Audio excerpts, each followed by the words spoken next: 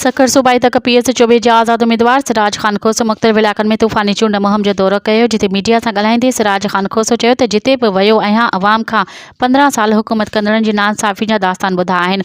उन मां असांखे यकीन थी वियो आहे त सखर जी अवाम हाणे तब्दीली ॾिसणु चाहे थो। इहो तॾहिं थींदो जॾहिं असां नौजवान क़यादत इक़्तिदार में ईंदासीं।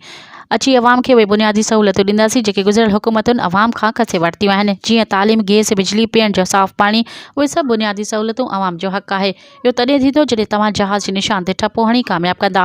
जो त अवाम जो चवणु हो त असांखे नई क़यादत ते पूरो भरोसो आहे।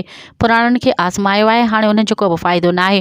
आज़ाद उम्मीदवार सिराज ख़ान खोसो सखर में कामयाबु थींदो ऐं असां सम्झूं था त सिराज ख़ान खोसो असांजा बुनियादी मसइला हल कंदो।